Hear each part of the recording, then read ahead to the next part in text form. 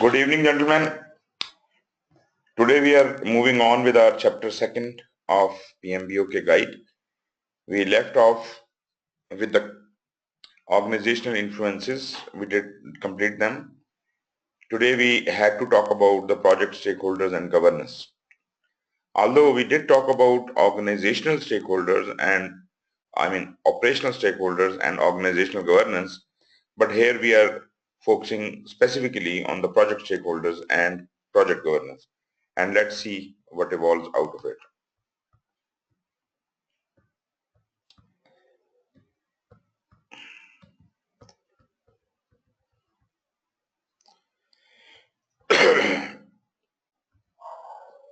Okay, here as you remember from yesterday, we have 3 topics to cover in this.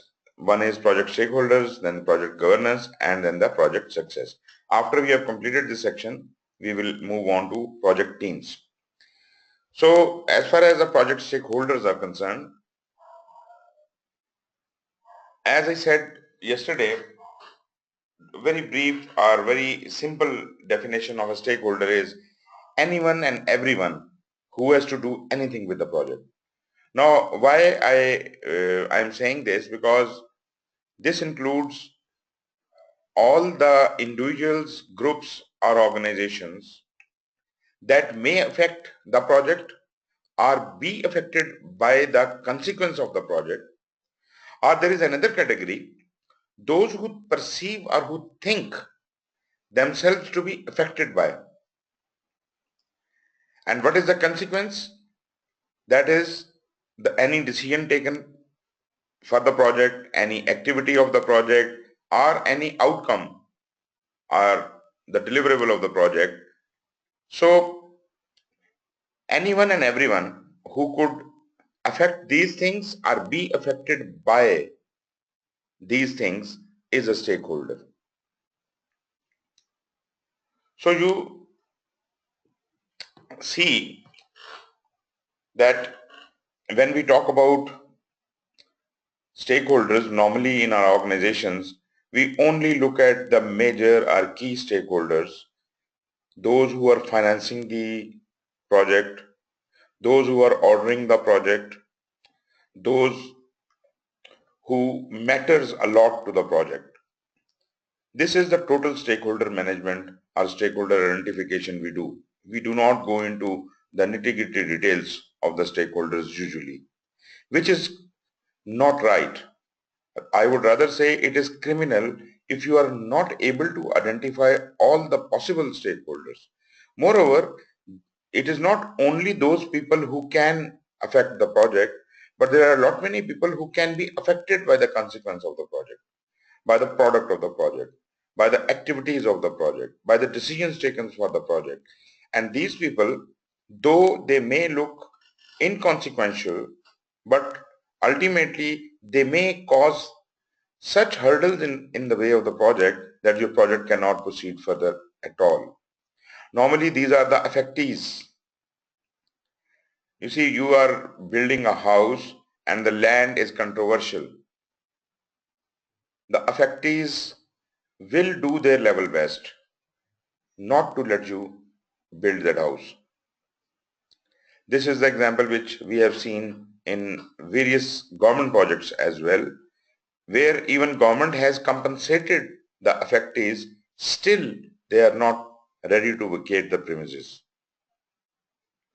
So there is a lot of negotiation, there is lobbying, there is political, influences being used both ways, and ultimately projects get suffered. And we don't want that. So we don't want to ignore any stakeholder who can matter at any later stage in the project. So stakeholders could be individuals, they could be persons, or they could even be organizations themselves. And these are the people who are either actively involved in the project, maybe they are active, even the people who are affected by the project, they may be actively pursuing their goals. So mostly we will look at the actively involved people in the project, or whose interests are positively or negatively affected by the performance or completion of the project. Now, here one thing more is highlighted, and that is the stakeholder could be positive or negative. He may be benefited out of the project, or he may be harmed from the project. When we are identifying the stakeholders, we don't have to forget any of them. And we have to do something about both of these types of stakeholders. So as far as the identification of the stakeholders are concerned, we cannot ignore positive as well as negative stakeholders. Moreover, there are so many stakeholders who are in one way or the other affected by the project that they all have different expectations, needs and expectations of the stakeholders are competing. One stakeholder wants this house to be built, one does not want this house to be built. How can I keep both of these stakeholders satisfied? So this might create conflicts within the project, and this is up to the project manager and naturally the project sponsor to decide appropriately. So there is a lot of responsibility on the project manager to coordinate and connect with the stakeholders and pacify them, satisfy them, to keep them engaged. First, he needs to understand them, and then he needs to keep them engaged. No matter it is a positive stakeholder or a negative stakeholder, both have to be treated in some way as if they can be conducive to the project. So whatever kind of stakeholder is there, they may exert influence over the project, its deliverables, or even the project team. Why? In order to achieve set of outcomes that satisfy their strategic business objectives and other needs. So it is not only the project objectives we are talking about. We have to do this project within an environment which is surrounded by stakeholders. We can't focus on our objectives if the objectives of the stakeholders are pulling it apart. Therefore, we need to first identify and then understand all the stakeholders and then their needs and expectations, and find a solution which is not only suitable for our own strategic objective achievement, but the stakeholders are also pacified, their needs and expectations are also met.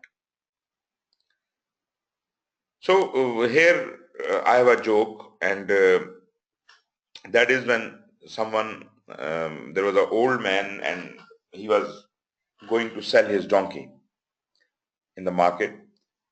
He took his young son along, a small little child, and they were walking towards the market.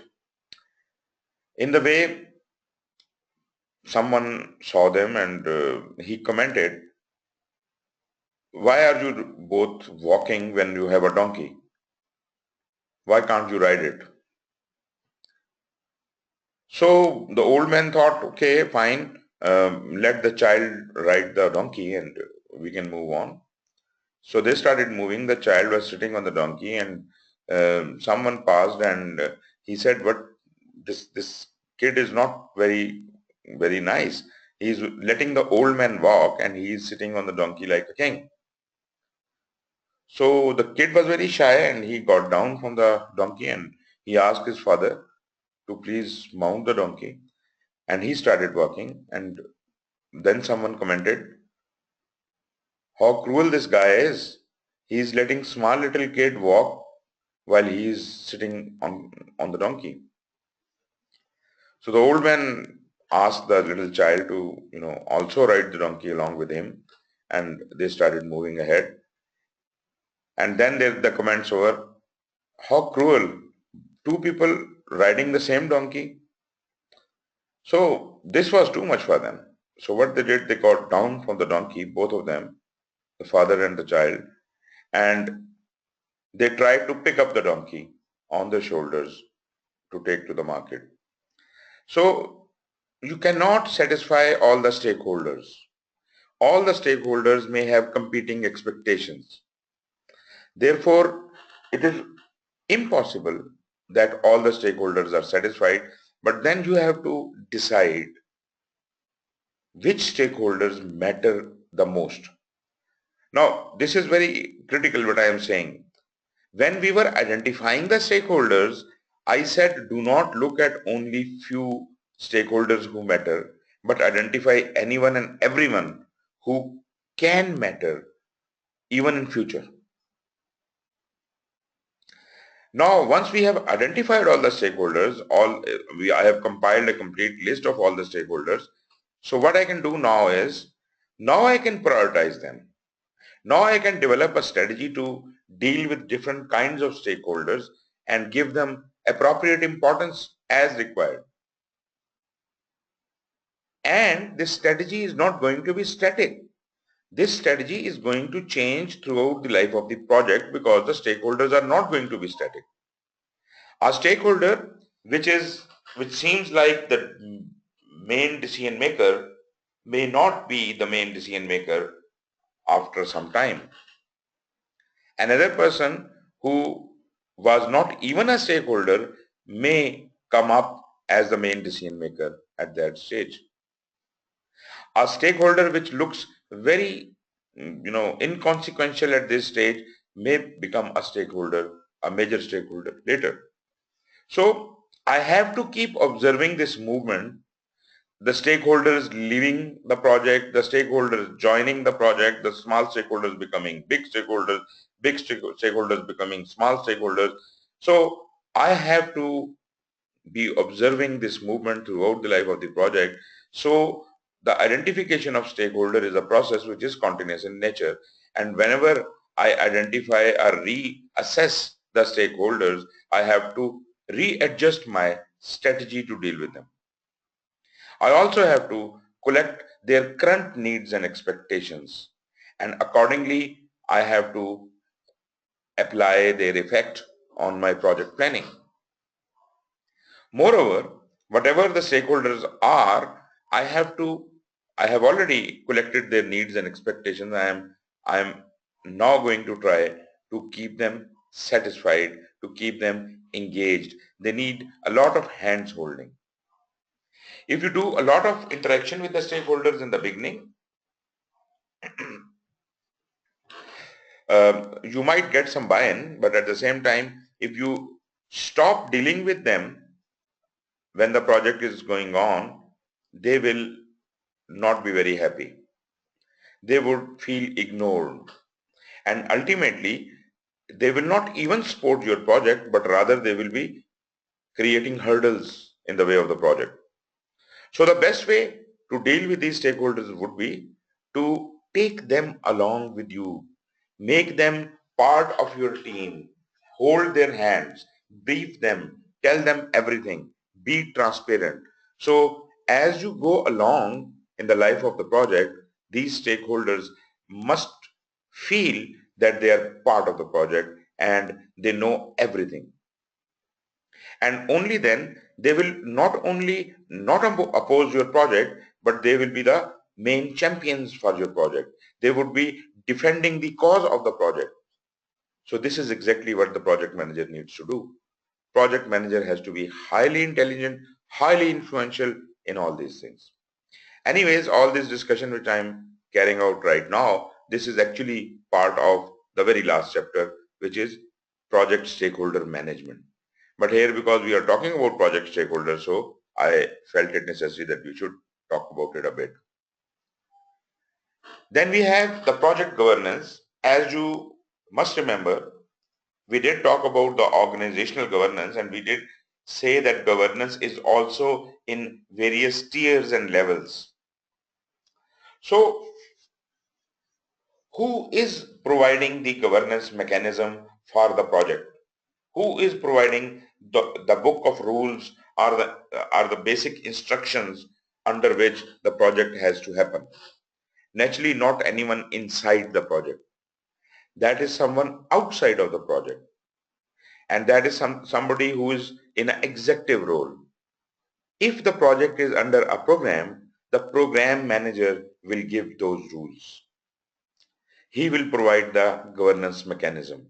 If the project is under some portfolio, then portfolio may provide the project governance. Or if it is not under any program or portfolio, then the project sponsor or project director should be providing this project governance. Or if nothing else matters, then probably it might be coming from the top executives. So there must be some mechanism, some governance framework provided, and this governance framework is not going to be very detailed in nature. This is not going to be a lot of policies and procedures, but specific policies and procedures which need to be applied to the projects, and remaining within the boundaries of this governance framework, project manager is to develop his project management plan, and the project will happen exactly according to the project management plan. Therefore, whatever is written in the project management plan must be complying with the project governance. And whatever is written in the project management plan has to be applied exactly as it is. Then this governance mechanism, it does exist if it is provided. This project governance mechanism does exist, this framework does exist. And now an organization may develop, if a mature organization is there, they may develop some kind of project management system. For mature organizations where the projects happen all the time, these organizations do have, certain templates created, certain procedures created, for project management. These templates, procedures, or mechanisms, or systems, these are not governance, but they are also developed under governance, but they are not developed within the project. They are developed generally for all the projects in the organization.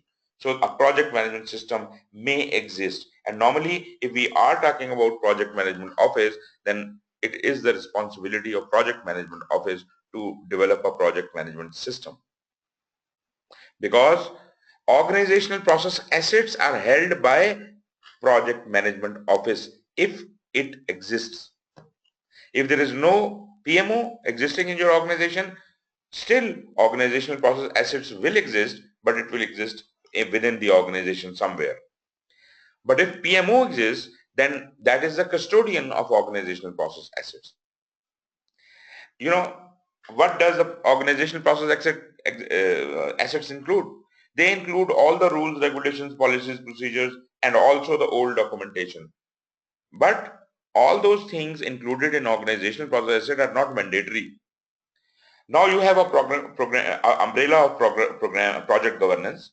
Under the umbrella of project governance, you can pick and choose specific rules and procedures to be used generally in project management that would form the project management system.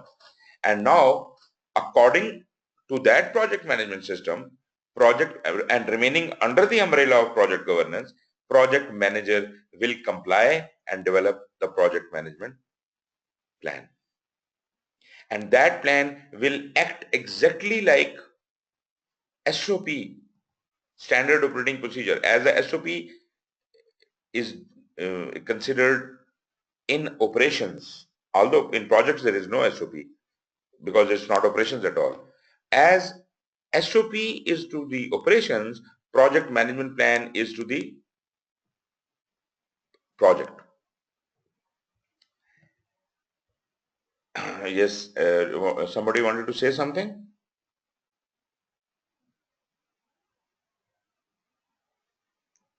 Nope. Okay. Right. So, I don't know if you are getting my point. I'll just repeat it once again. Project governance is the general set of rules given by the higher management in compliance with the higher management needs. This is the basic requirements the project should comply. I mean, these are not the specific requirements for this project. These are the rules for running the for the project management, which have been specified by the higher management, the program manager or whomsoever. And you remember that program management might be giving this project governance because of the program governance, which is over and above it. And that program governance was not created by the program manager, but was provided to him by someone else. So that could be in line, that program governance could be in line with the portfolio governance or the organizational governance. So these governances are in tiers. But right now, because we are more concerned only about the project governance, so whomsoever is the higher authority than the project provides this governance structure. And mature organizations may have project management system, may or may not have. Some organizations do not have a project management system. In that, the whole responsibility of compliance with the project governance falls in front of the project manager, and project manager has to comply with that. Now, project manager will comply with that, and in accordance with the governance structure framework, he will create his project management plan, which will be followed during the project. This is what it is. Then project governance enables the organizations to consistently manage projects. Why? Because they have drawn a boundary. They have provided an umbrella for all projects. This is the governance of all projects, and these are the instructions for all projects to follow. So all the projects would be consistently working. None of them would be crossing those boundaries defined in that umbrella. So this is a consistent way of managing the project, and by following that, we can maximize the value of project outcome and keep our projects aligned with the business strategy. So that means it provides a framework in which the project manager and sponsors can make decisions. So you can tell your sponsors or stakeholders or whatever that this is the framework in which we have to play our game, and we cannot go outside of it. Therefore, the sponsor knows it, project manager knows it, and then you analyze the stakeholder needs and expectations, organizational project strategic objectives, and address all these circumstances in such a way that they all are in proper alignment. This is not a very simple job. This is very complicated. A project manager is like, a juggler. He's juggling all these various objectives and all these things, and he has to ensure, it is just as I gave you the example of that joke. He has to carry the donkey on his shoulders, and the best project manager is one who probably can.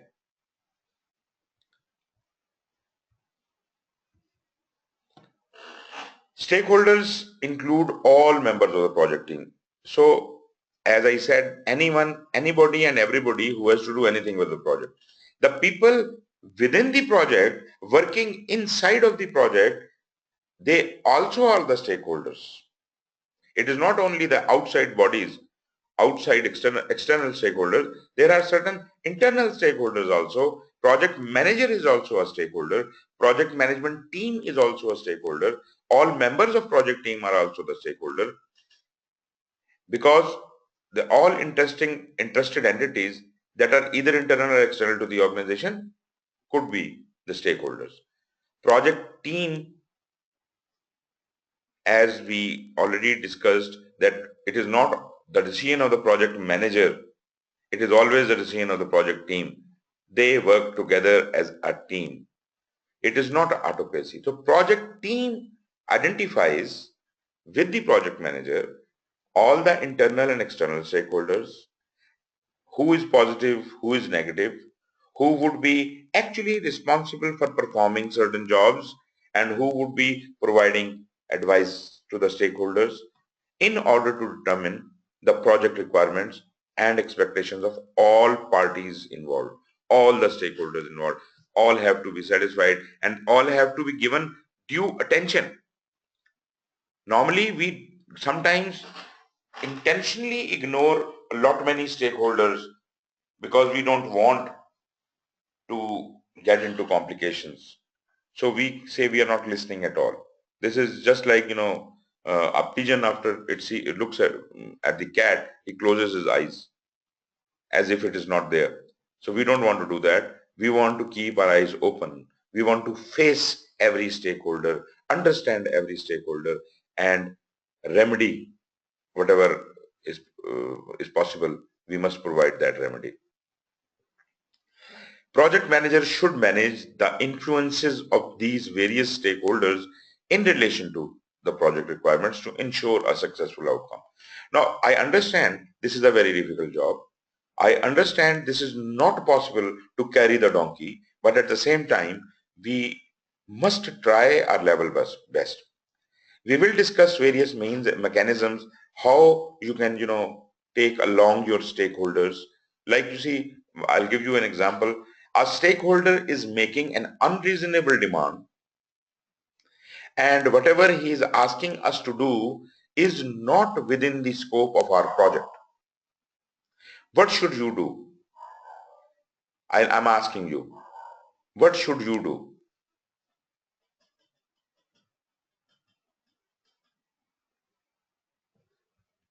Yes, please. Sir, it depends and manageable. There could be two scenarios. One could be like if it's not under the rules and regulations of project, we can simply say no. And if not, the other scenario could be like if the stakeholders is important or whatever, then you can make a way in between, the both extremes, like try to accommodate the whole thing. Okay. I may agree with you, but one thing I don't agree.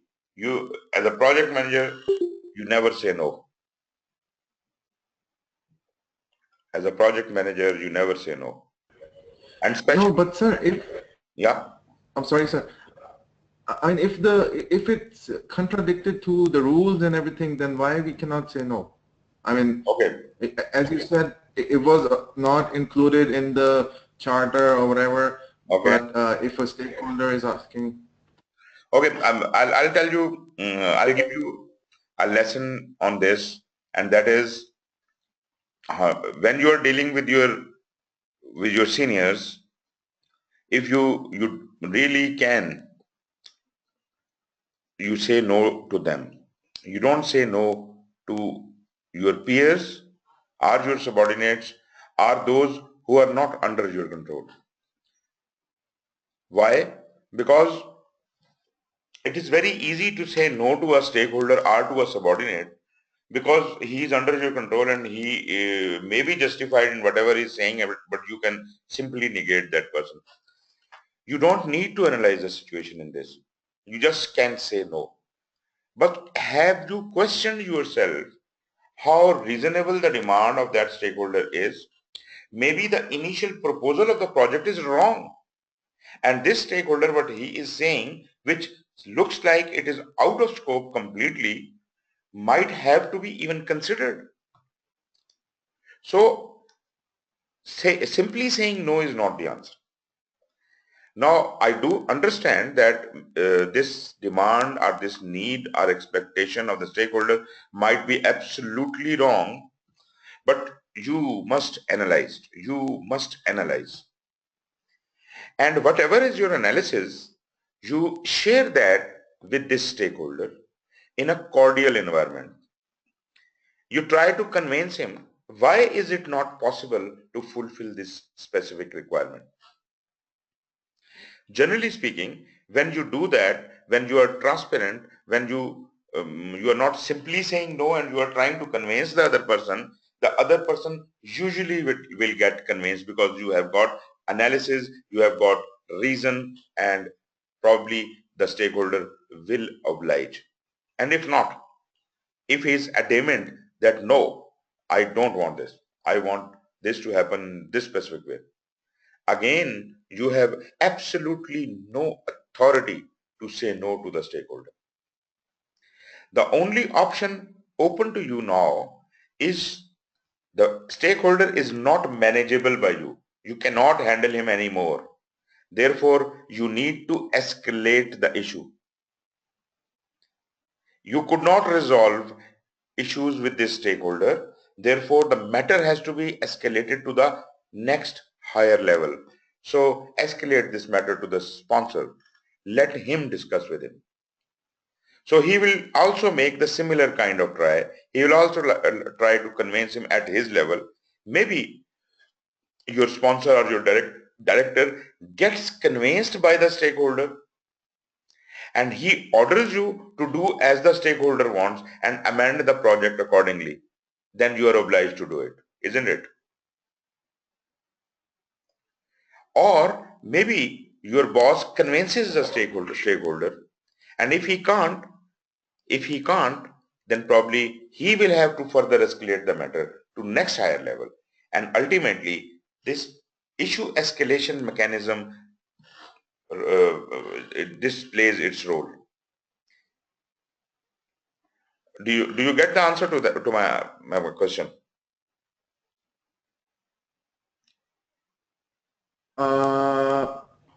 Yes, sir, but I mean, I was just saying, like, if one thing, I totally agree with the escalation thing, and like obviously, if it's not in my hand, I would just definitely escalate it, and the senior management can deal with it.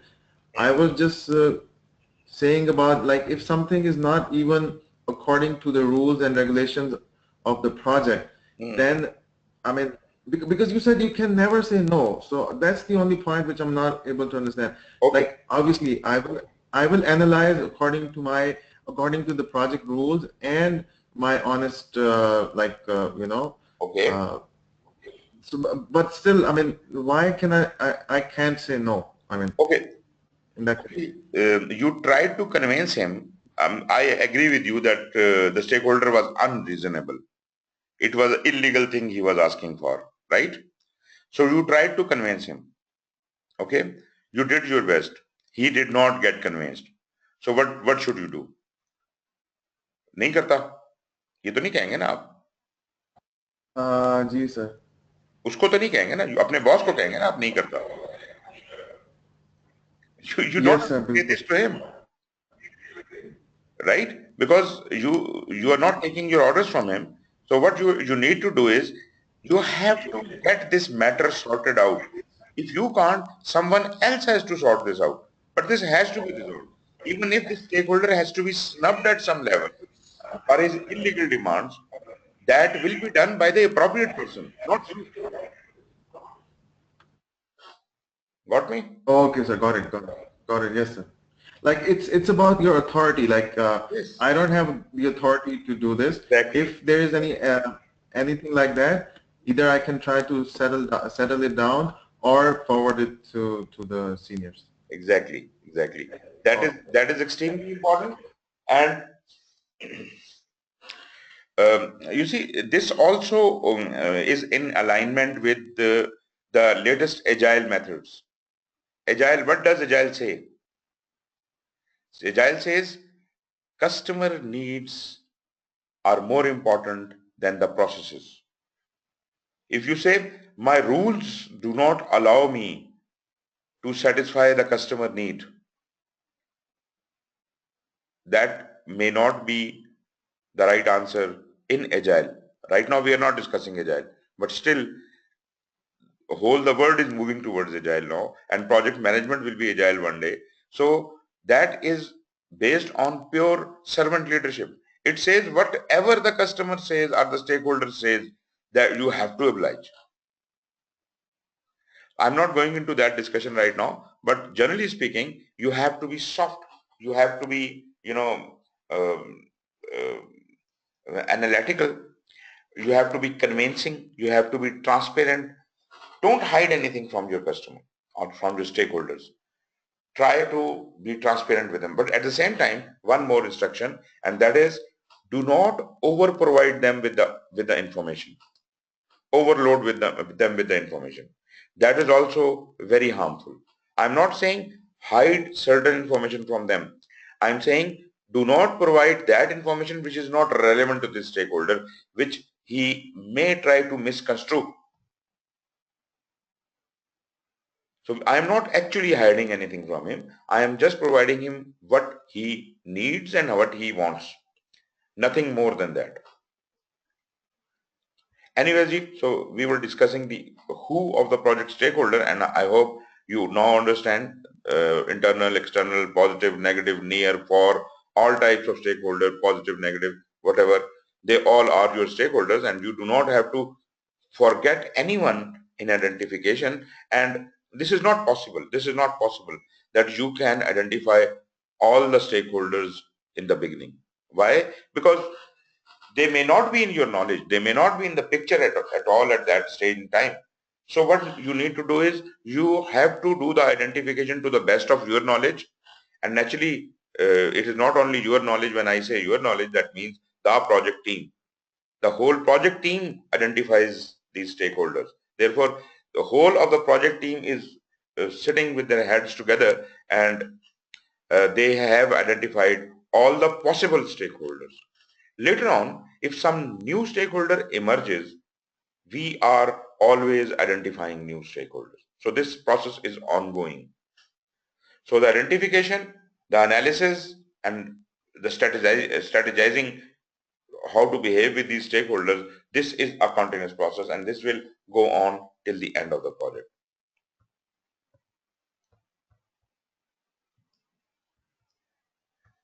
Right. All the stakeholders you have identified, no matter how small or big they are, how external or internal they are, every one of those stakeholders has some responsibility and some authority.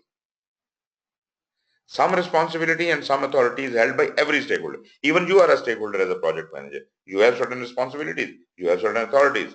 If each of your project team member has certain responsibilities, certain authorities. Now, what are the responsibilities of those stakeholders which are not part of your team? An external stakeholder. So you must identify his responsibility and his authority as well. For example, I have to submit my work to a government department and they have to approve it. So it is the responsibility of that stakeholder who has to approve it that he should take whatever allowable time is. And he has the authority to reject it or accept it. So even if the stakeholder is not part of the project, they may be external, they must have their own responsibilities and authorities which must be agreed with them and which must be complied with. Because it is not only the project team due to which the things happen. It is due to all the stakeholders' interaction, and project manager has to ensure that all the project stakeholders are interacting in the best possible way. So all the stakeholders must be clearly earmarked their responsibilities and authorities. For example, you say general public is a stakeholder. So what can be the responsibility of general public? How is this general public my stakeholder? Because maybe whatever I am producing is to be generally used by the public. So before I set it all up, I have to have opinion from this public, and this is the responsibility of public to provide me truthful information. You understand? And it is the authority of the public that when the benefit of this project or the output of this project is delivered to them, they may outrightly reject it or accept it. They can be happy about it. They may be sad about it or whatever. That is their authority. So no matter how small or big a stakeholder is, how near, close or far a stakeholder is, how internal or external a stakeholder is, every stakeholder must have some responsibilities and some authorities. And when you identify each stakeholder, write down their responsibilities and authorities in front of them and discuss with them and ensure they know what are their responsibilities and what are their authorities. And maybe later on when you create the schedule, then what are the timelines when they have to do what.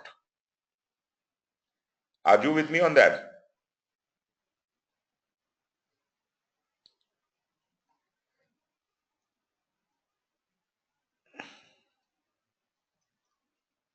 Okay.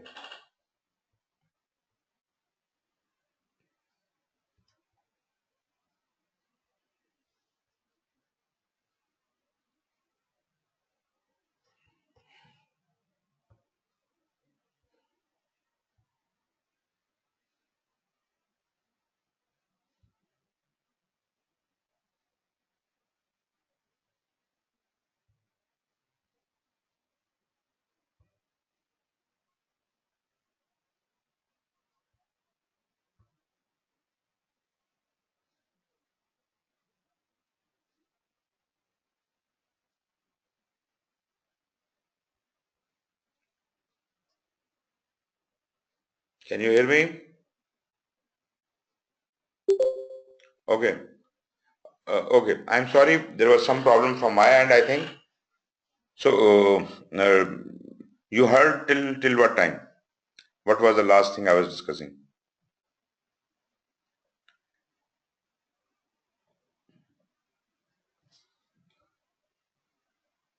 Yes.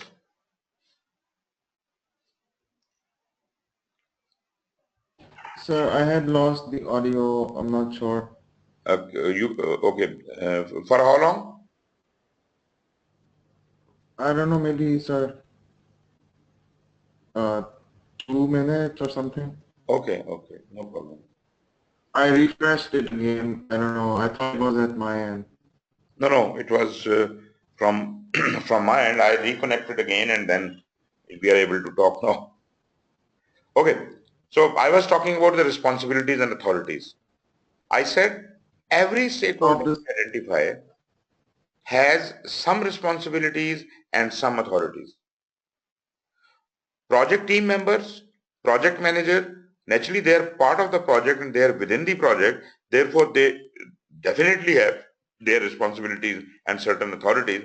But what about the external stakeholders?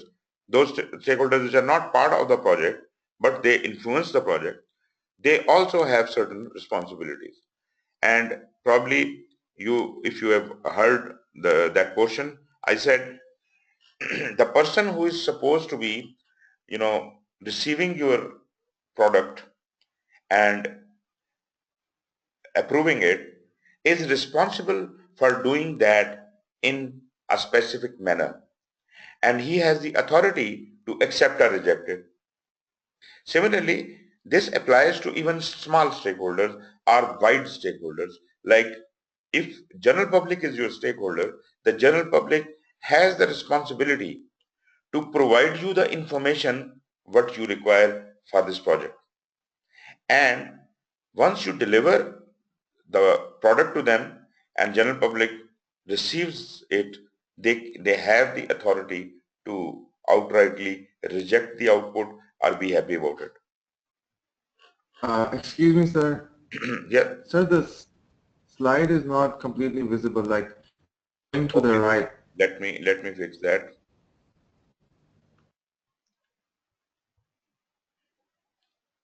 It will be okay now. In a minute. Yeah, it's good, sir. Yes, thank you. Okay. Okay. All right. So their responsibility and authority may range from occasional contribution in surveys and focus groups, full project sponsorship, which includes providing financial and political support. This is general. He has written about all the stakeholders, but I have given you an example of a general stakeholder like public and a specific stakeholder like the person who is approving something. So they have their responsibilities and they have their authorities. So once you create your stakeholder list, you must write it down in front of each stakeholder. What are the responsibilities of this stakeholder and what are the authorities of this stakeholder? And we already have to write the needs of that stakeholder, expectations of that stakeholder. So all this data has to be collected. and communicate it to the stakeholder. He must know what is agreed position as far as the responsibilities and authorities are, and what are the timelines for that. Stakeholder can have an adverse impact on the project objectives that we already know. Therefore, we want to be very careful. You have to handle these stakeholders with a lot of care.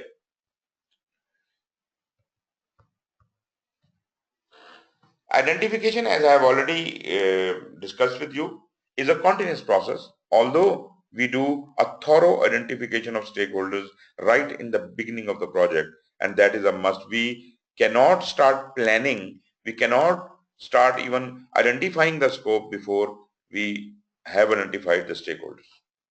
So stakeholder is a thorough process.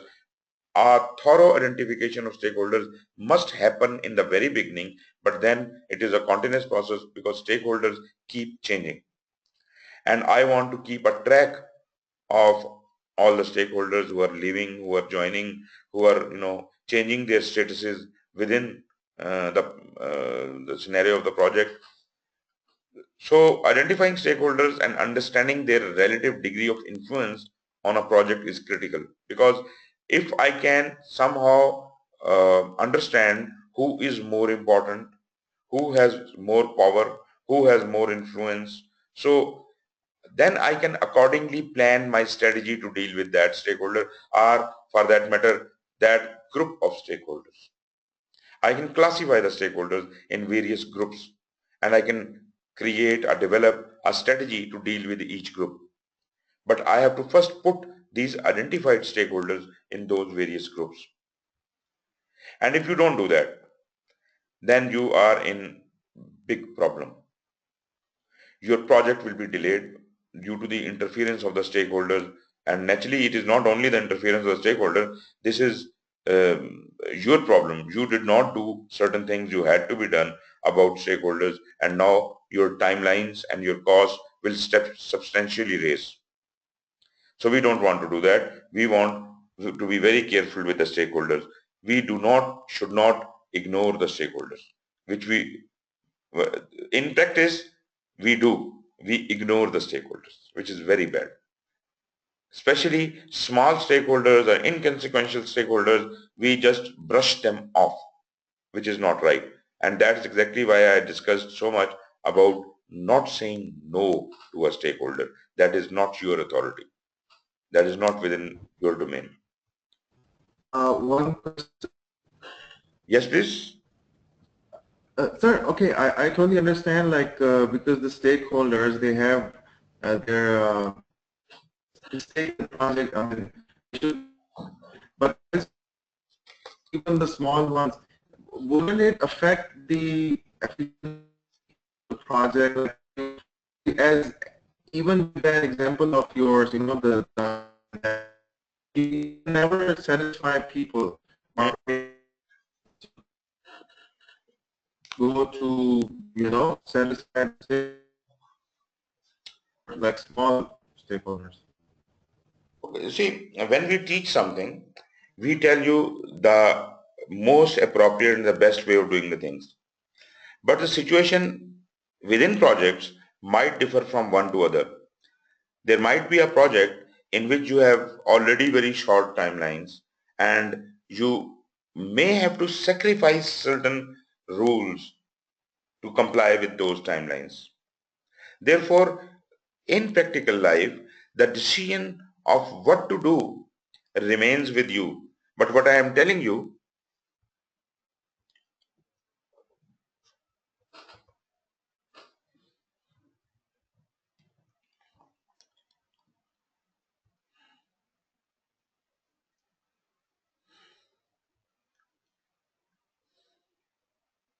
hello,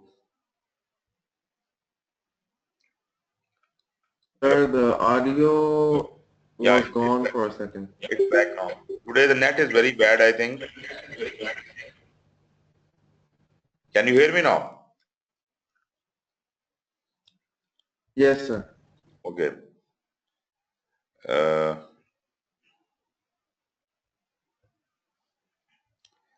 okay. So let me see. The slide will also have problem.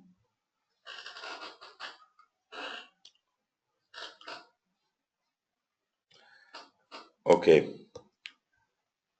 So what we're talking about? Yeah, I was answering your question, and I said whatever we talk about, these are the this is how the things should be done. But as I said, these good practices given in the PMBOK, they are not mandatory for anyone. You have to suit your own situation.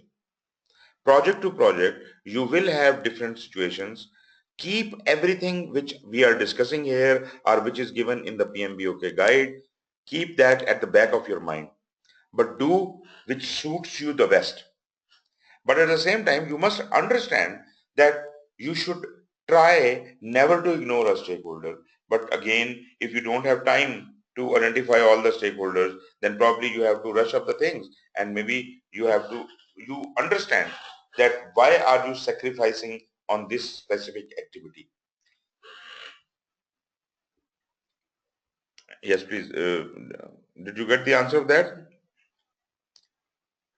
Yes, sir. I got it. Thank you. So whatever we discuss here are the good practices, and as I said earlier that these good practices are not all mandatory, but you must always and always keep them in mind and try to comply with them if possible. So an important part of project manager's responsibility is to manage stakeholder expectations. This can be difficult. As you just noticed, this can be difficult as stakeholders often have very different and conflicting objectives. So I leave it to you to decide what is best. But please do not be ignorant of the stakeholder.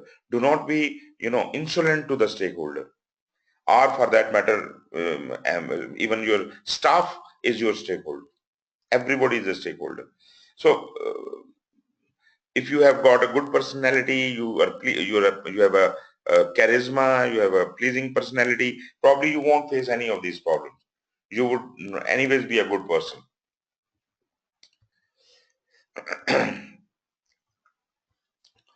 The responsibilities of project manager in this regard, he has to manage the expectations of the stakeholders.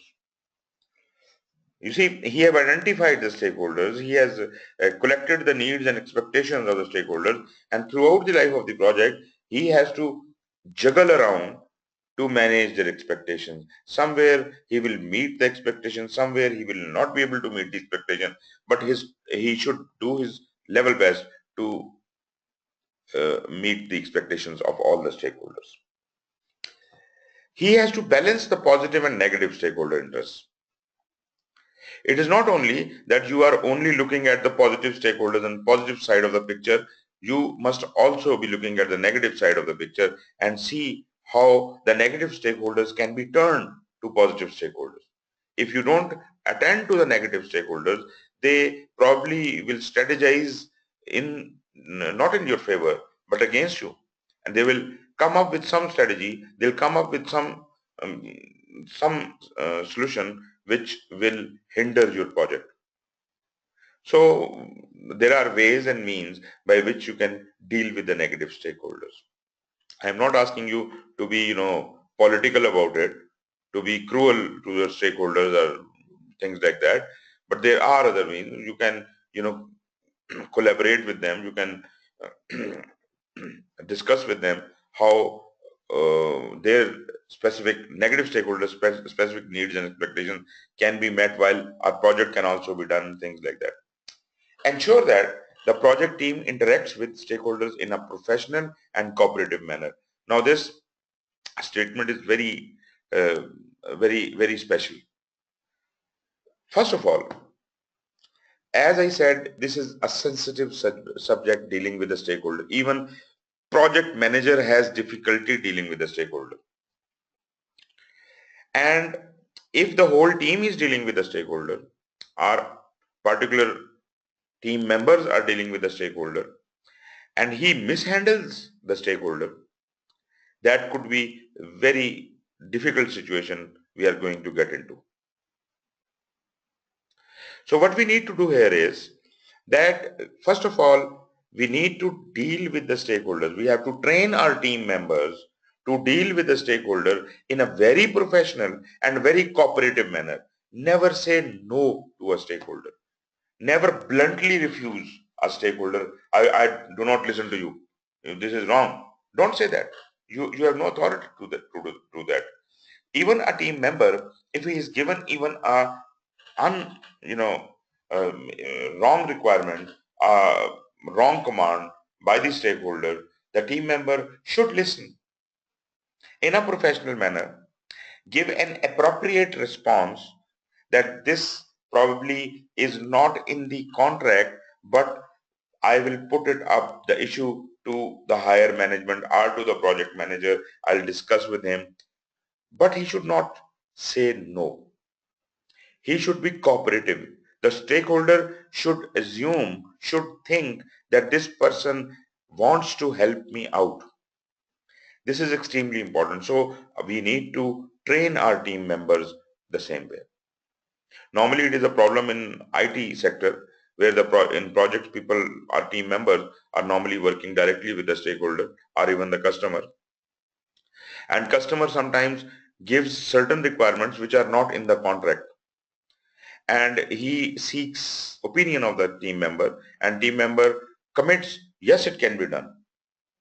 And once team member commits it can be done, stakeholder assumes that it will be done, and that brings you in a very difficult situation, because if it can be done, probably it is not paid for. So this has to be a subject of contract renegotiations, and it must have been first put up to the relevant requisite authorities. So project team member should never commit. He may say, yes, it may be possible, but we have to discuss it with the project manager as if it can be accommodated or not. You see, there is a way to deal with these kind of situations. So as I said before, not saying no is actually very important to us.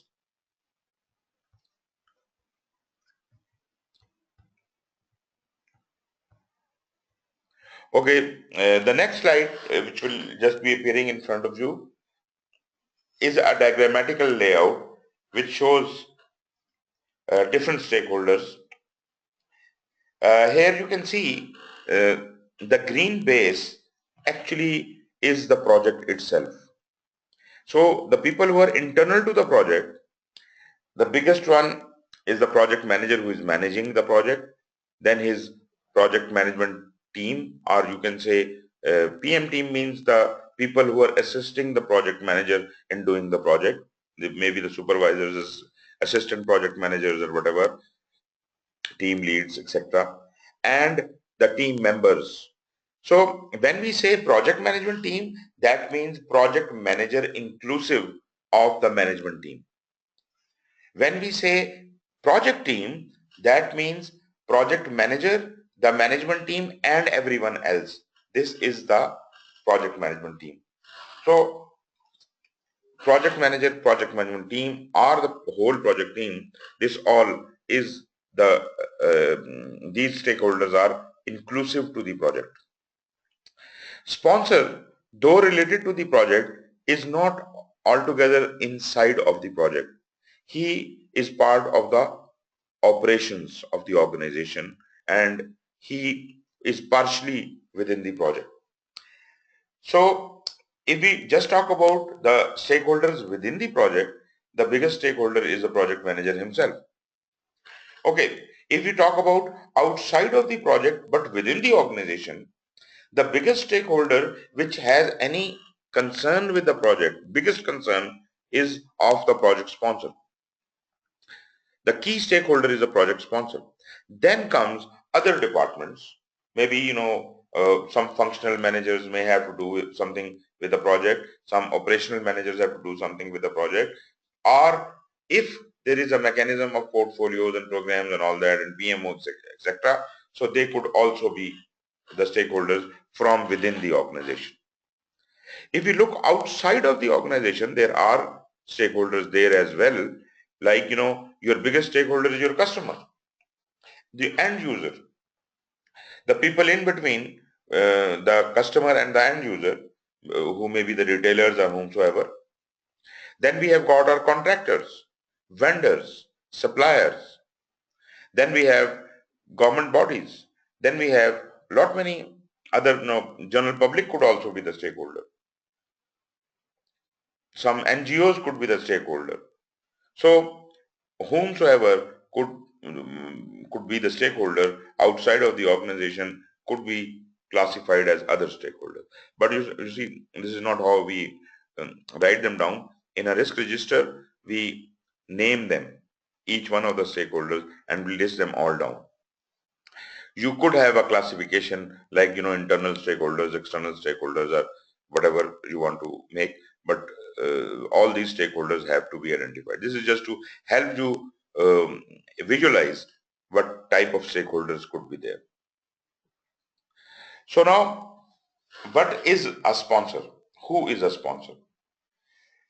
Well, this is a very complicated thing to understand, because the general definition of sponsor may not be very much coincidental with the project definition of the stakeholder of the sponsor.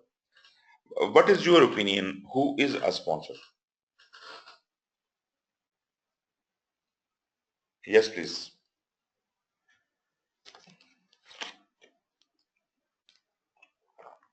The sponsor, it depends. Like for example, if it's a, organizational project, the sponsor. If for example, if you are doing a project for someone else, then customer is going to be the sponsor.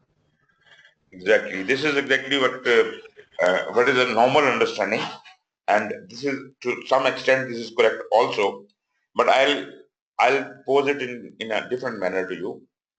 You see, sponsor is a person or group that provides the financial resources in cash or in kind, or for that matter, he might be the person or group who commands the project, who gives resources to the project, who gives decisions on the project and things like that. So as it said, person or group, it could be more than one people. A project could have more than one sponsors. But the problem here is, if there are say 20 sponsors, one is controlling budget, one is controlling technical aspects, one is the government of Pakistan itself, maybe.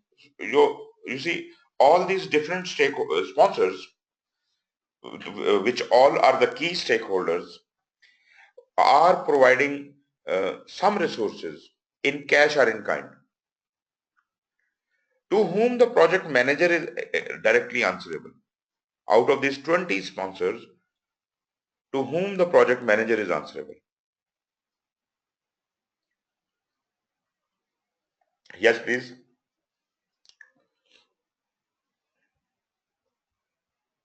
Sir, I guess portfolio. Right. But you see, isn't it a very difficult situation? Because I have worked with government, and in government projects, this is exactly the scenario. The person who is actually allowing you the project from technical perspective is not much worried about the finances. And you have to go to another department to get your finances approved. And once you go there, you find that that much finances are not available, and ultimately the technical design has to be amended. You get back to the technical sponsor, and technical sponsor says it is not possible to get the things amended in the technical area. And maybe, some other sponsor who is responsible for something else, he would post some other thing. So project manager will always be running from pillar to post, and he would never be able to get the right decision. So this, if there are more than one sponsors, there is a big problem here. Although I do agree with the definition of sponsor as per the English dictionary is concerned, but for project manager, if you want project manager to function properly, then this sponsor should be one single person who is on top of the project manager, and he must take on the responsibility of coordinating with all the key stakeholders. Coordinating with all the key stakeholders and he should be one single person with whom the project manager interacts, takes his orders, takes his funding, takes all decisions. This is one single person. So for the purposes of project, our project manager desires to have a single point of contact. So this is the project sponsor. This person who is allocated as project sponsor may actually be communicating with the key stakeholders. Maybe there is a project board sitting at the back of project sponsor, and whenever you ask for a permission to do something, the sponsor goes back to that project board and they discuss it with the key stakeholders, and then a decision is provided to you. But the decision is provided through the sponsor, the allocated sponsor, the one single person. That sponsor is not very well defined in PMBOK. If you want to understand the sponsor, probably Prince 2 defines it very definitely and very nicely. In PMBOK, project board is also not mentioned a lot of times.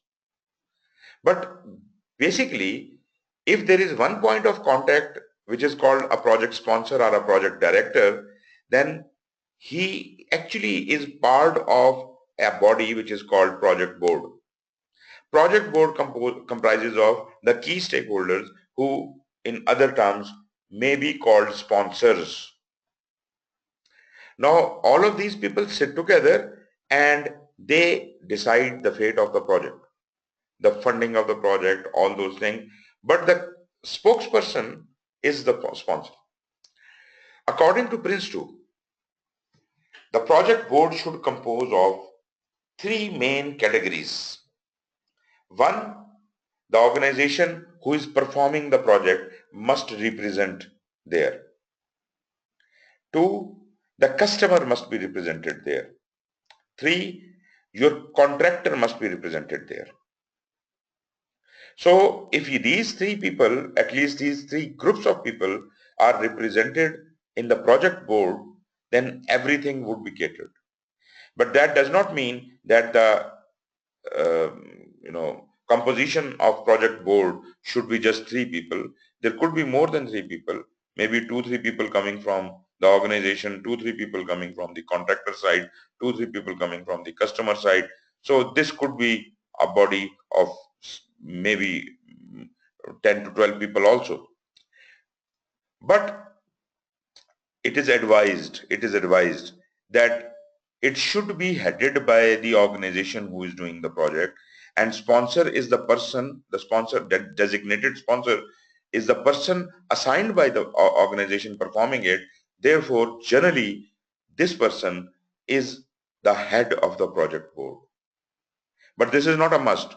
Sometimes there are seniority issues, and maybe someone else is senior from the organization. He's maybe CEO himself is part of the project board, and he may be heading the whole show. But it should be someone from the organization performing project, and generally sponsor could be the head of the project board. And one more thing, Prince 2 talks about it. It says project board is not a democracy. It does discuss issues, but the person who is heading the project board holds the final decision. It is not a democracy. It is not a voting system that because there are more votes from the contractor side, therefore the matter should be settled in their favor. The matter will be settled in the favor of the project, not a person. So if with this background, if you understand this, this is supposed to be one person heading the project manager. So when a project is first conceived, a sponsor is designated at that point in time, and he is the champion of the project. He is the owner of the project. So this is the person to whom the project manager will always get back to.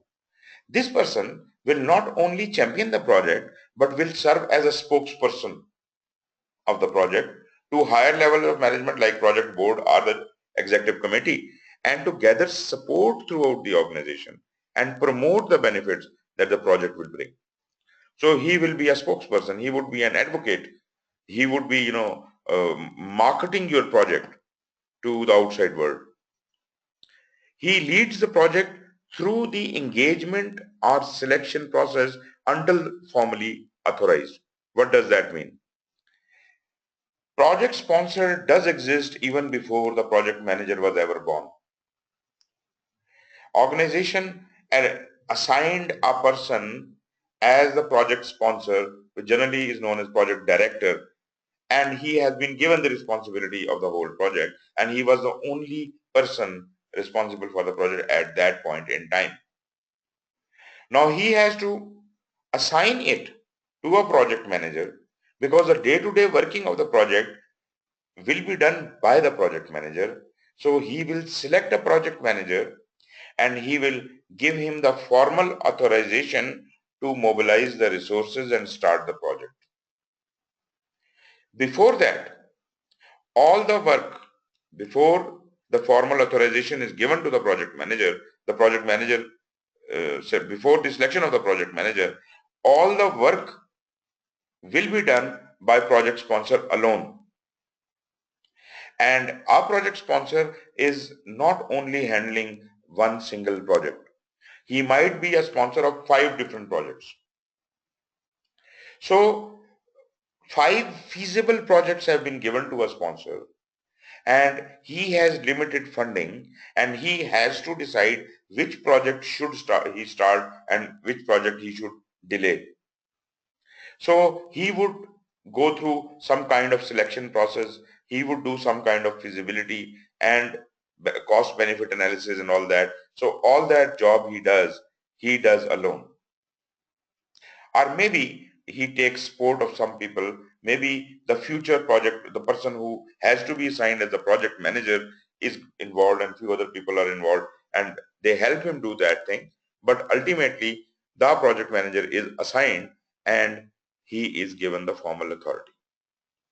So by the time the project manager is formally authorized, the sponsor's responsibilities are mostly over. The main load of the project is now shifted to the shoulders of the project manager, and project sponsor can now sit back and relax. He will be managing the project, right? Of course he will be, but that is called management by exception. Yesterday we talked about management by objective and management by projects. Now I am giving you another term, and that is management by exception. That means macro management, not micro management, macro management. So he has given this responsibility to the project manager. Project manager will handle all the day-to-day affairs of the project and he will do everything in the project. But whenever and wherever there is a decision to be taken, there is funding to be allocated, or whatever decisions are required or approvals are required for the project, sponsor will be contacted, and these are the exceptions when he can be contacted. He will only manage the project by exceptions. He will not interfere into the project all the time, because if he does, then he is doing the micromanagement, and micromanagement will affect the authority of the project manager. Although I don't say that project manager is completely free to do whatever he feels like, actually sponsor has his control mechanism built. He identifies the key performance indicators and he keeps a watch on them by himself or sometimes by an external body, maybe a consultant or an auditor. He can watch the project from outside, and those KPIs will actually speak of how well a project is going. And if it is not going well, he can always call the project manager and tell him to fix it. So sponsor has a huge role. He plays a significant role in the development of the initial scope and charter of the project. After it is formally authorized, and the formal authorization is, the document is called the project charter. After the project charter has been issued, then he can go back to the role of management by exception. Sir, I have. Yes, please.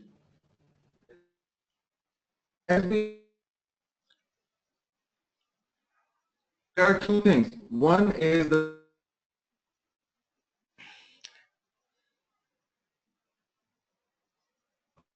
Can you please write down in the chat because I can't hear you.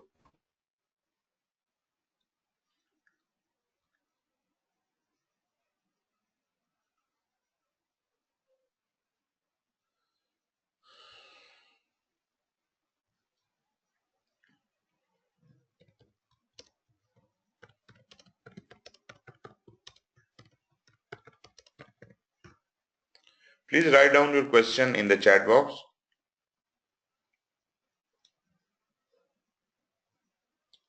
Okay. Sponsor is the project director, yes. Okay. No, sponsor is never the portfolio manager. You see, portfolio has completely different responsibility.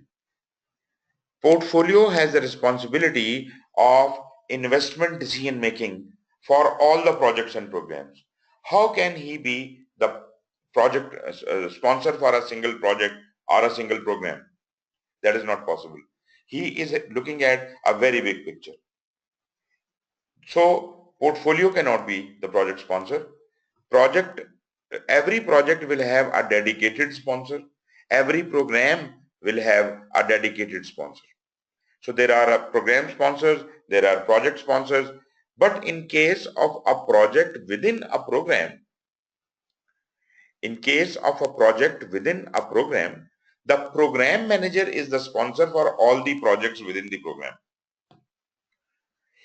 If your project is not part of a program, then you will have a separate sponsor.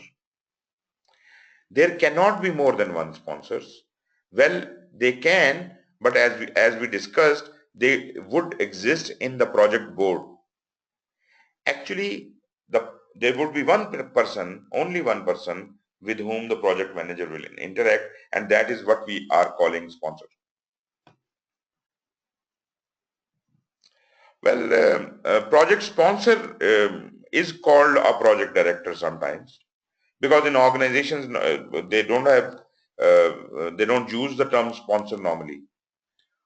In organizations we have the project directors. Even in the laws of Government of Pakistan and Planning Commission, they have assigned certain rules about that if a project is of a specific till a specific amount, it will be handled by a project manager. If it exceeds that amount, it will have a project director, and so on and so forth. So that depends upon the rules, but generally speaking, every project must have a project sponsor, or what you may call it a project director.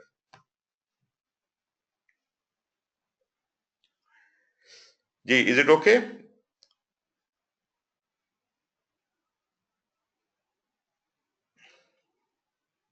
Sir, can you hear me now? Yes, of course.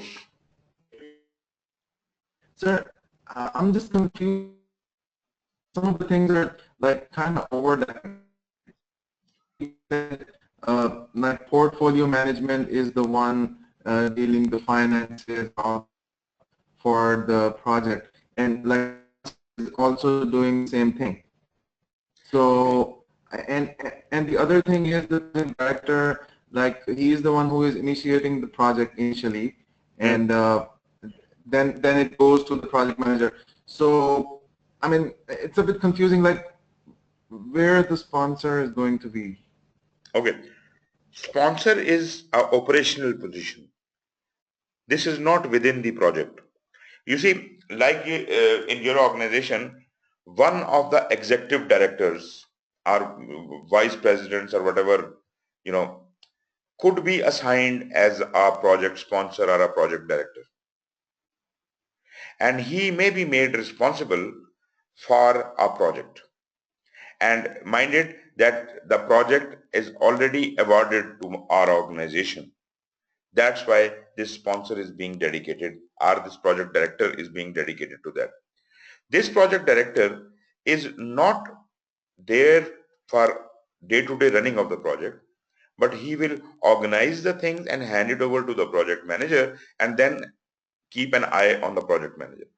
You see, portfolio manager cannot, if there are hundreds of projects running, He cannot be the sponsor for every project in the organization. So there will be a set of 3 to 4 or 5 to 6 projects per sponsor, naturally basing on the size of the projects and the complexity of the project. Maybe there is only one project under a director, or there could be more than one project under a director. So as it is comfortable to be dealt with. So every project sponsor or director will have more than one project. But you see, the decisions held with the sponsor are only within his domain. It is not for the whole organization or for the whole portfolio. Portfolio is making decisions at a very high level. Portfolio has approved these 5 projects to be done.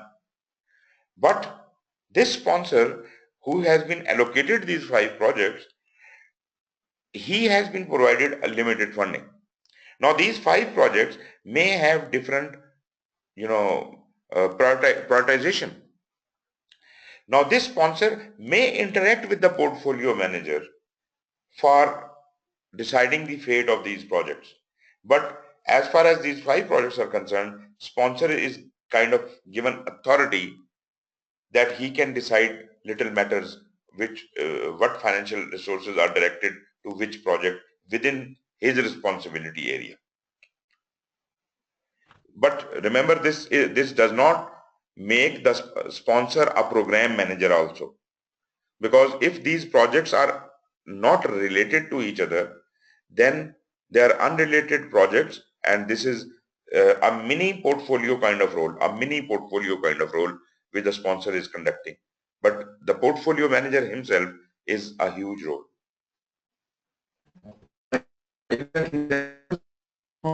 Like, as we know the hierarchy of an organization, like there is portfolio, under it is program, and then it's project.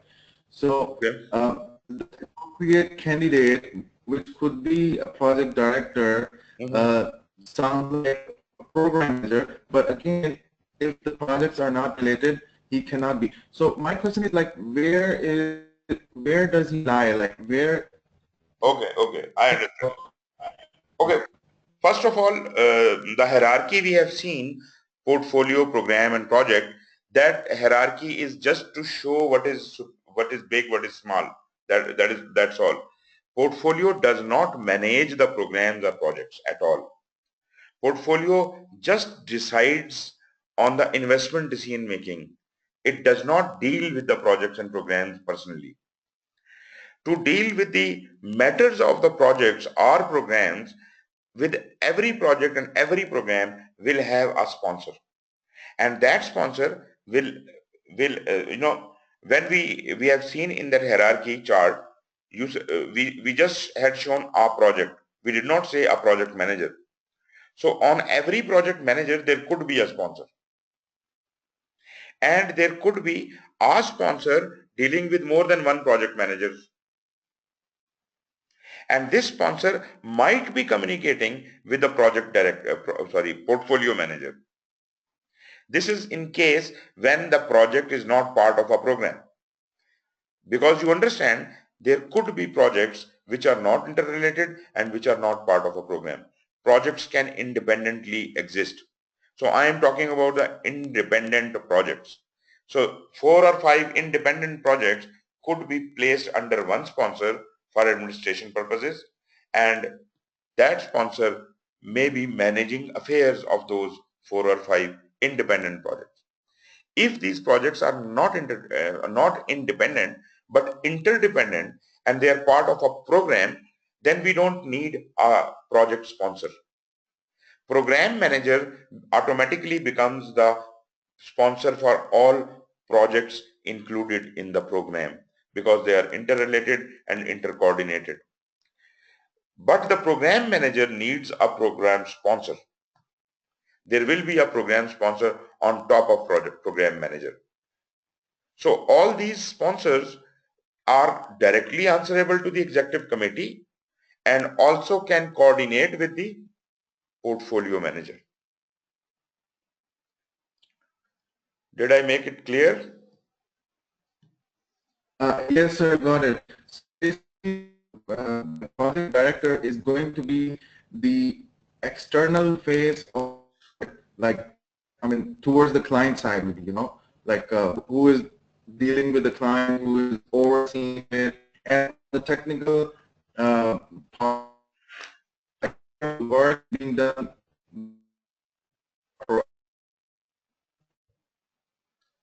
Okay. Let me draw it for you.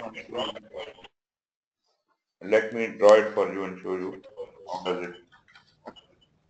Just I hold. mean, yes, sir. I mean, it's clear. I was just defining like the project director is going to be the external face of the project. That's it. Yeah.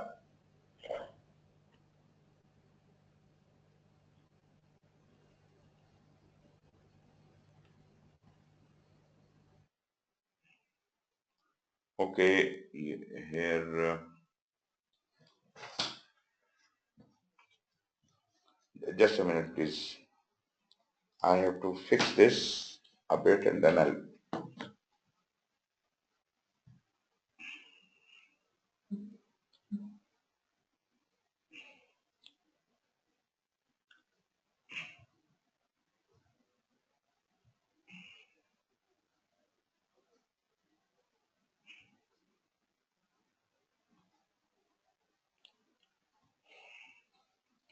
Okay. Can you see a blank screen now?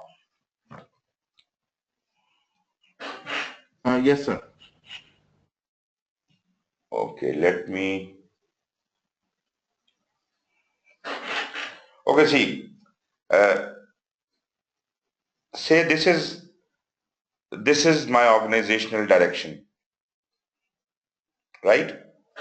And under this organizational direction, I have got all the projects here. These are all the projects. And these three are interrelated projects which are connected with a program, right? So these are projects.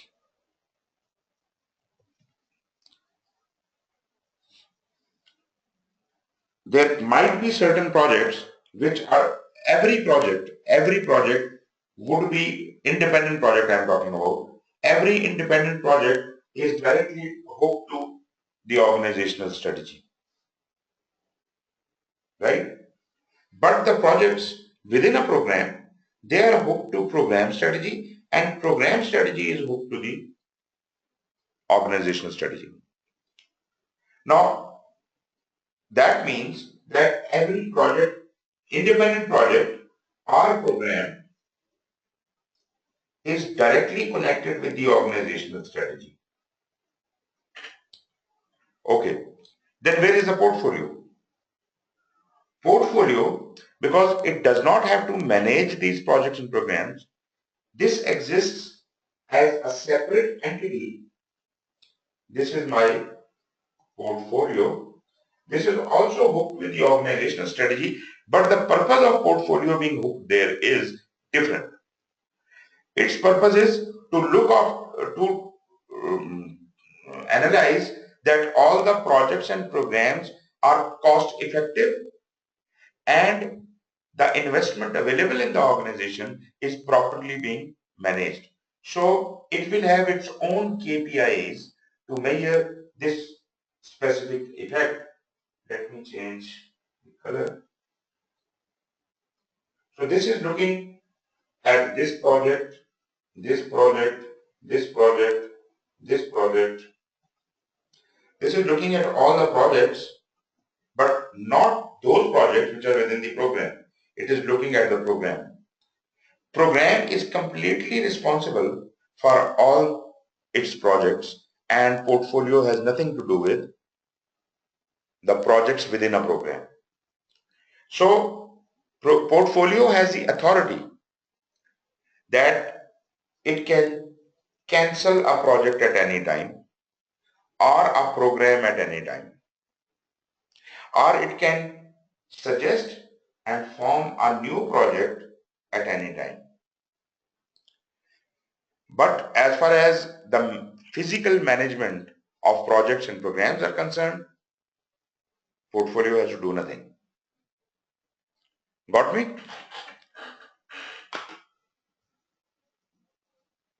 Yes, sir. Okay. Let's hope this makes the things a bit clear. Let me control. Actually, I am doing this sketching from another computer and I have to shift the control back.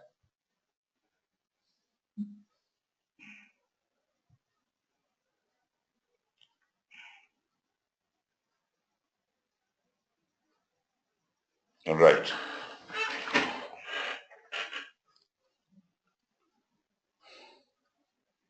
It will take a moment to get back.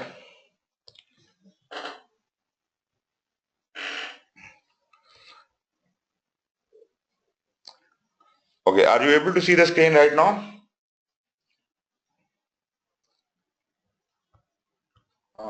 Not yes, yes, sir.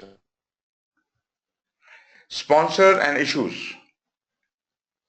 Is this screen visible to you? Sponsor and issues. Right, right. Okay. For the issues that are beyond the control of project manager, the sponsor serves an escalation path. We did talk about the escalation. So if there is a matter unresolved within the project, it is escalated to the project manager, and if project manager can't resolve it, it is escalated to the sponsor. And if sponsor cannot resolve it, then it is escalated to the top level executive or whomsoever is sitting on top of it. It is not a matter of portfolio to interfere here, because every project and every program is directly linked with the organizational strategy. Remember, none of the projects and programs is linked with the portfolio strategy. Portfolio strategy was investment decision making. That has nothing to do with the strategies of the projects and programs.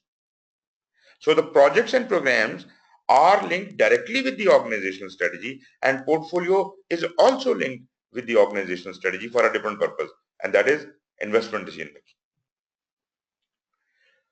So escalation path is an important concept. This is not a project concept. This is basically an operational concept. In operations also, the issues which arise in operations, they are escalated upwards. And there is a proper mechanism defined in organizations. What is the escalation path and who reports to whom and what happens. The sponsor may also be involved in other important issues such as, all these things which are listed here, these actually show you what is management by exception, MBE, management by exception. He authorizes all the changes in the scope. So that means all the change requests actually go through to the sponsor, and he has the authority to approve or reject them. But again, I would say it is not only the sponsor who does that. It appears to the project manager the sponsor has approved it, but basically he takes it to the project board where the matter is discussed. And sometimes sponsor takes the project manager along to the project board meeting, and their project manager presents the case, and that is decided there. But from the project perspective, sponsor is the person who is authorizing the changes. Then your project is divided into phases. At the end of every phase, project sponsor along with his team comes in and he checks whether the phase has been properly completed or not. All the deliverables of the phase are checked.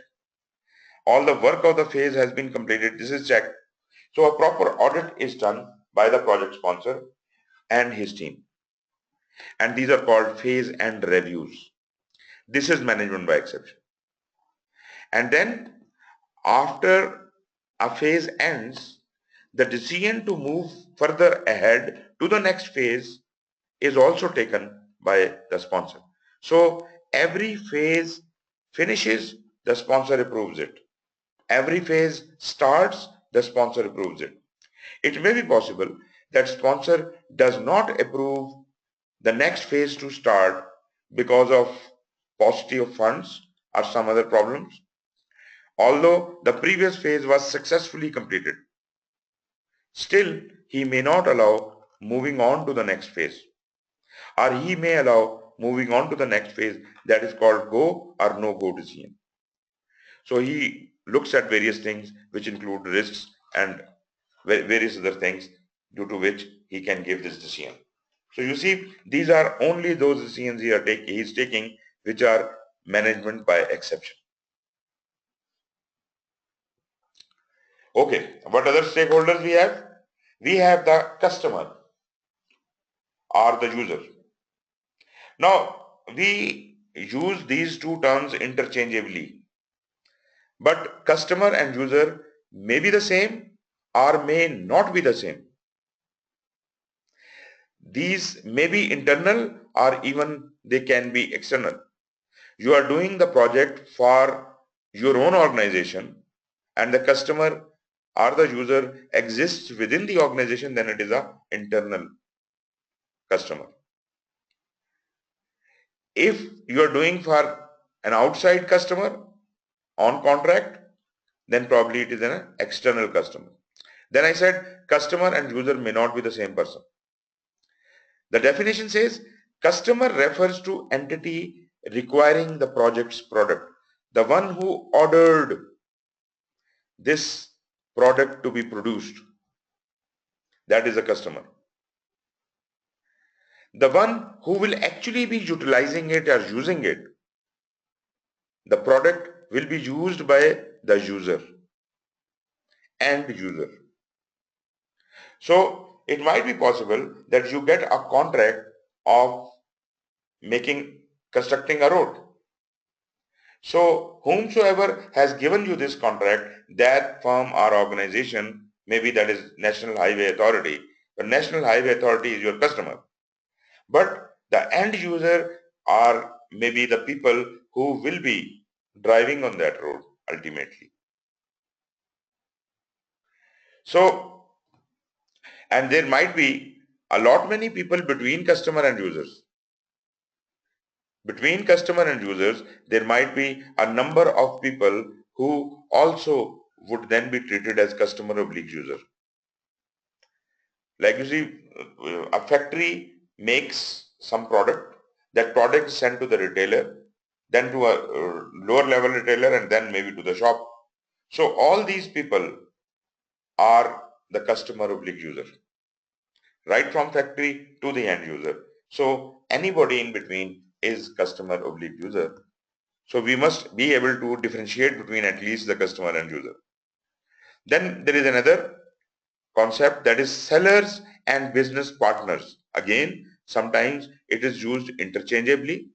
Sellers are the vendors, are suppliers, are contractors which will be working under us.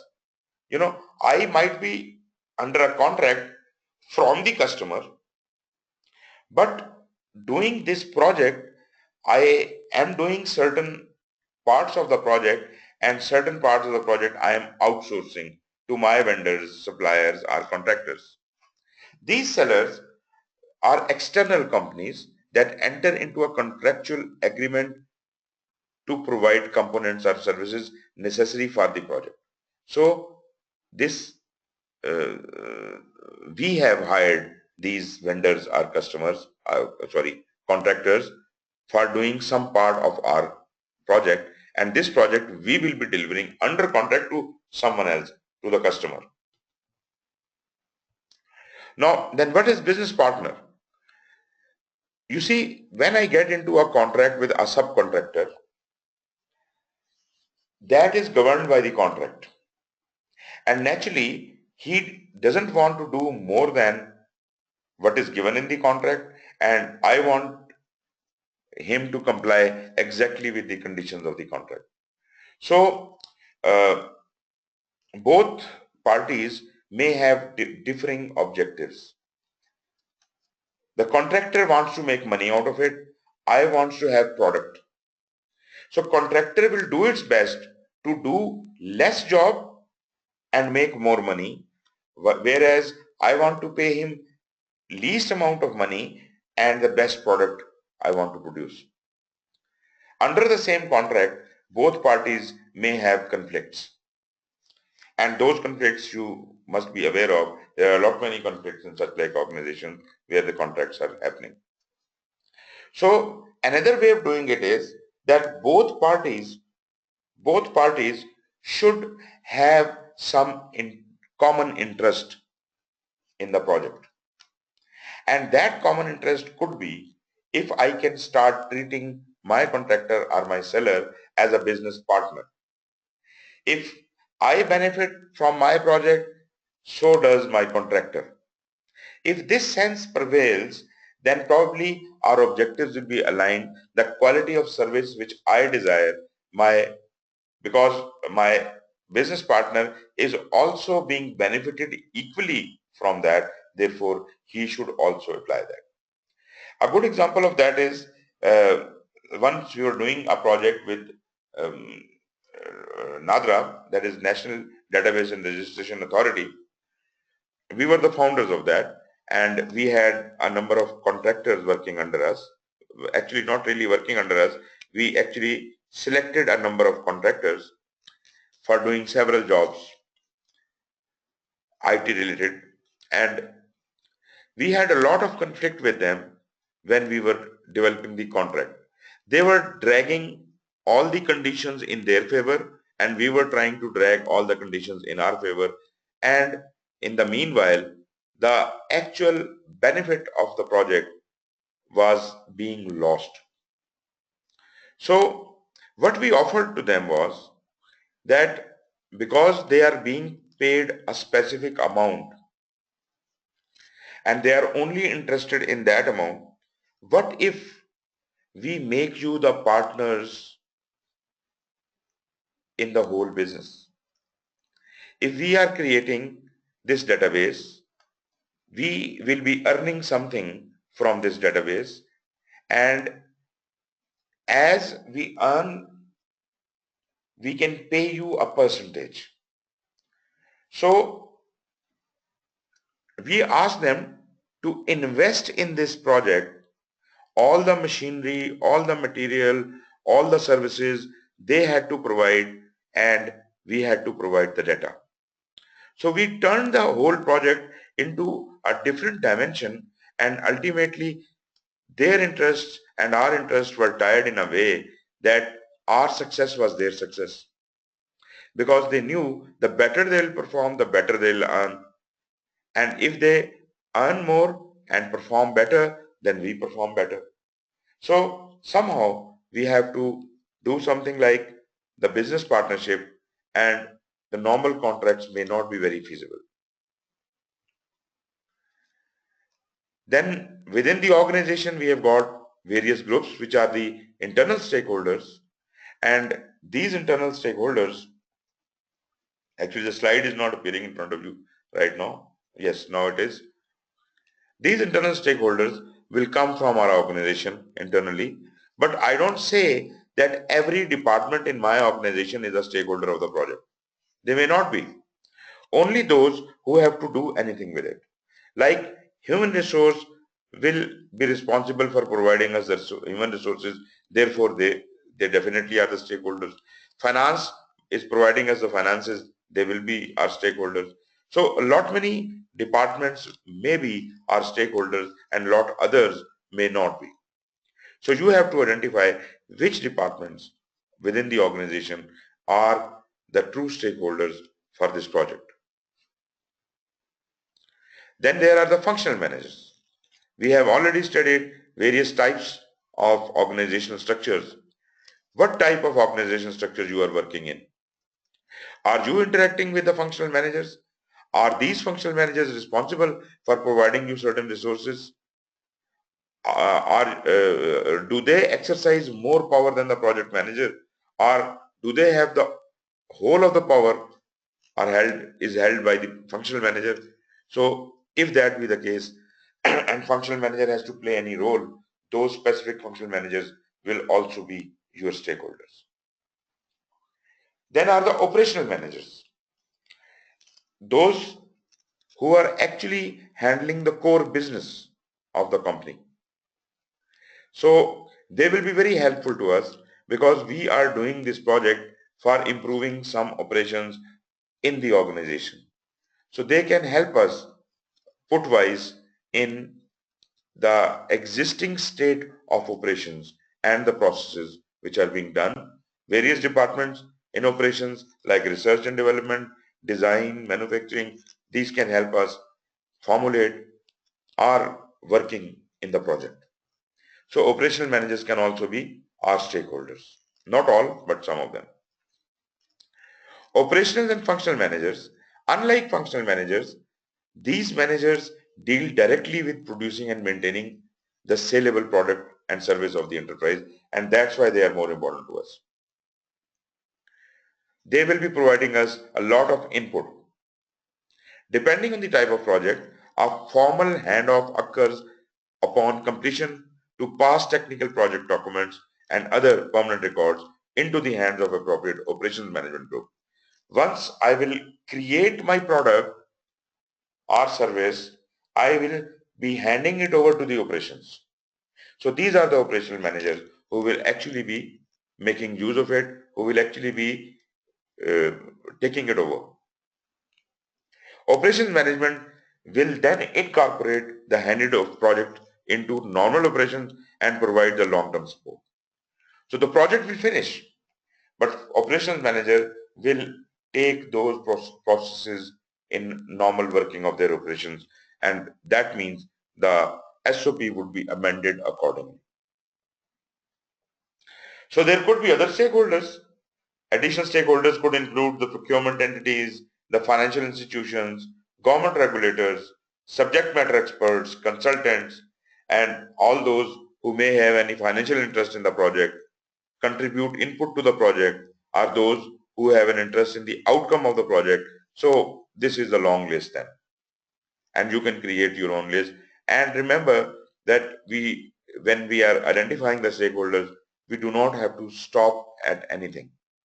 We try to identify each and every stakeholder conceivable, no matter how big or small, how internal or external. So wherever a stakeholder could be, negative or positive, we must identify all the stakeholders. Then if there is a portfolio management mechanism or a portfolio review board, the portfolio manager and the portfolio review board will also be the stakeholders. And you see what are the responsibilities of portfolio review board. Committee is usually made up of organizations executives who act as project selection panel. So they help portfolio manager in his selection process. So what do they see? They see the ROIs of the project, the value the project is delivering, risk associated with taking on any project, other attributes of the project. So they are looking at all the aspects of the project. But remember, they are not looking at the management or running of the project. Running of the project is to be done. Day-to-day working of the project is the responsibility of project manager, and he is answerable to the sponsor. So while the project is running, sponsor is the person to whom project manager is answerable. But because portfolio manager is sitting at a very high position, he may ask various questions, or he may ask certain reports to justify these points. He may check the ROI of the project. He may assess somehow the value of the project, or things like these which are necessary for the portfolio review board. If the project is part of a program, program manager is definitely a stakeholder. Rather, he is the project sponsor for all those projects within the program. PMO, naturally nowadays PMOs do exist almost in every organization. So if they do exist, then the domain in which this PMO is performing, maybe it is performing in the domain of a department or the whole organization, whatever is the domain of the PMO, all the projects within that domain would declare PMO as their project stakeholder. And we already have studied what PMO does. This is a summary of that. PMO provides the administrative support services such as policies, methodologies, and templates, training, mentoring, and coaching of project managers, project support, guidance, and training on how to manage the project and use various tools like software applications, etc. Resource sharing and alignment of project staff, and a mechanism provided for centralized communication. So that is exactly why PMO is our stakeholder. Project manager definitely is the biggest stakeholder because he is running the whole show, and it is a position of great responsibility. So project managers are assigned by the performing organization. This is a very challenging, very high profile job and significant responsibility and shifting priorities. He has to be highly flexible. He must have very good judgment, strong leadership and negotiation skills, and solid knowledge of project management practices. These are some of the things project manager must have. Project manager is not a normal person. He has to be a highly flexible, highly volatile, highly intelligent, a very good decision maker, an excellent leader. So all these are the characteristics of the project manager. So these characteristics could be developed in operations, but they are flourished in project management. So normally when you need to promote anyone in an organization, normally we see how well has he performed when he acted as a project manager. Project manager must be able to understand project details but manage from the overall project perspective. Again, very interesting that project manager may be the master of the trade, but at the same time, he must not micromanage his people. As we said, sponsor must not micromanage the project. Project manager also must not micromanage. He must understand everything, but manage the things from an overall perspective and leave the responsibilities to the destined team leads or the supervisors or whomsoever are actually doing their job. But he must assure that they are doing the job right. The responsibilities of project manager: he is responsible for the ultimate success of the project. He is in charge of all aspects of the project. So everything happening in the project, like development of the project management plan, consisting of all its component ingredient plans, keeping the project on track according to the project management plan, identifying, monitoring, and responding to the risks, providing accurate and timely reporting of the project metric. These are just some of the responsibilities. So project manager is held responsible for anything going wrong in the project. Importance is such that he is the only person visible. He is the focus of attention, center of interaction. He is the lead for communicating with all the stakeholders. Therefore, he is highly visible. So he is extremely important. No matter how small or how big a project is, project manager is the key to attention. Then is the project team. When we say team, it includes the project manager, it includes the project management team, which assists the project manager in helping getting the job done through the team members. And when we say team, this includes all the other team members also.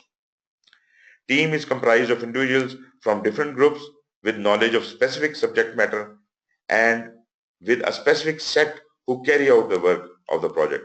These are the people, either the subject matter experts or who actually carry out the work physically. Okay, that much is still for the stakeholder. I think we should discuss governance tomorrow. So as far as the stakeholders are concerned, we have very thoroughly covered this subject, and there were certain questions, we tried to answer them, but still you might have certain doubts. So if you have any doubts, you can ask me now, or you can um, ask tomorrow, or maybe can send me email or whatever, but you must interact. So any questions, please?